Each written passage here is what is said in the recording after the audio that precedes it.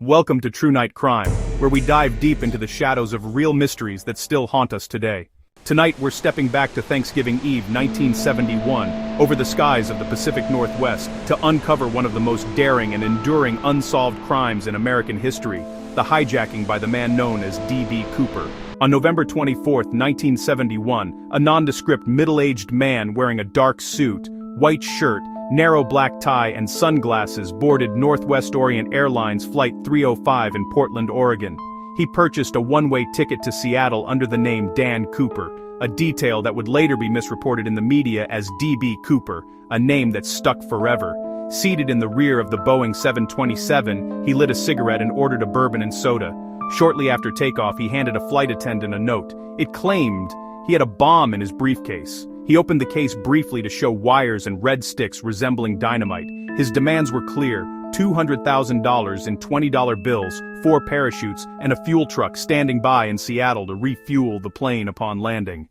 The pilot alerted air traffic control, and the plane circled Puget Sound for hours while authorities scrambled. Passengers were told it was a minor mechanical issue. In Seattle, the 36 passengers and 2 crew members were released unharmed. The ransom, delivered in a knapsack, was brought aboard, along with the parachutes.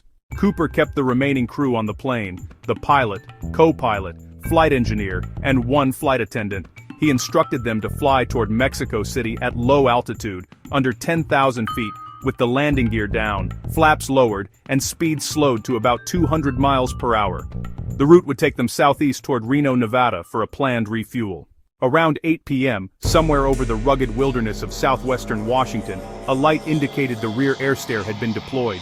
Cooper had lowered the back stairs of the 727, a unique feature of that aircraft model. With the ransom strapped to his body and a parachute on his back, he vanished into the stormy night, jumping from the plane at around 10,000 feet in freezing rain and high winds. If you're loving this chilling story, hit subscribe and turn on notifications so you never miss a case. Smash like if it gave you chills and comment below, what do you think happened? Your support means more dark tales ahead. The plane landed safely in Reno. Cooper was gone.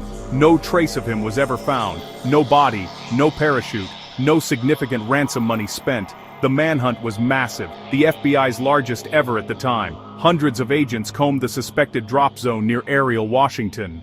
Soldiers from nearby Fort Lewis searched on foot and by air, but the terrain was dense forest, rivers and mountains, blanketed in winter conditions.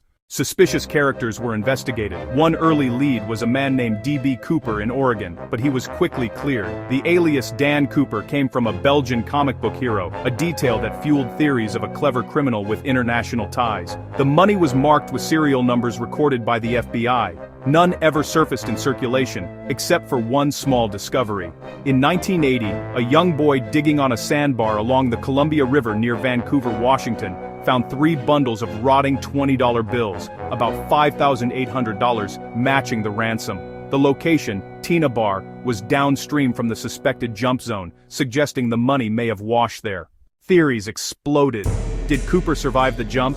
He was no expert skydiver. He refused military parachutes and chose ones without ripcords that open automatically. The night was pitch black, stormy, with temperatures below freezing. He wore loafers and a business suit, not suitable for wilderness landing. Some said he was a skilled ex-military paratrooper familiar with the area. Others believed he worked for Boeing or the airlines, knowing the 727's unique rear stair feature. Suspects ranged from flight crew insiders to disgruntled employees. One strong candidate was Richard Floyd McCoy Jr., who pulled off a nearly identical hijacking months later in 1972, demanding $500,000 and parachuting out. He was caught and imprisoned but killed in a shootout years later. Similarities were striking, but fingerprints and other evidence didn't match Cooper. The case captivated the nation, inspiring books, movies, songs, and even an annual Cooper convention in the jump zone. The FBI chased thousands of leads, interviewing hundreds of suspects. In 2016, the Bureau officially closed the active investigation, citing resources needed elsewhere, but the file remained open for new evidence. Fast forward to 2025. New declassified FBI files, hundreds of pages, have been released, detailing tips, hoaxes, and suspects from the frantic early days. One hoax conned a newspaper out of thousands. More intriguingly, family members of Richard Floyd McCoy have come forward with a parachute and logbook said to match Cooper's gear. Forensic testing is underway, and The FBI is reportedly re-examining ties to McCoy. Independent investigators analyzing Cooper's clip-on tie, left on the plane, found rare metal particles linking to aerospace work, pointing to possible Boeing connections. DNA on the tie has been tested with partial profiles ruling out some suspects, but not yielding a definitive match yet. As of late December 2025, whispers of breakthroughs circulate, advanced genetic genealogy on the tie and ransom straps, plus the McCoy artifacts, have reignited hope. Some experts believe the case could finally close soon. Did D.B. Cooper perish in the jump, his body lost forever in the wilderness? Did he walk away with the money and live quietly? Or was he someone like McCoy, pulling off the perfect crime twice? Over 50 years later, the only unsolved skyjacking in U.S. commercial aviation history endures. No arrests, no body, no fortune spent. Who was Dan Cooper? A desperate man, a thrill seeker, or a criminal genius who outsmarted everyone? What do you think happened that stormy night? Did he survive? Is McCoy the key? Share your theories in the comments below. We read every single one. If this story left you with chills, hit that like button, subscribe to True Night Crime, and turn on notifications for more weekly journeys into the unknown. Your support keeps these forgotten cases alive. Thanks for joining tonight. Stay safe, and we'll see you in the next shadow. Good night.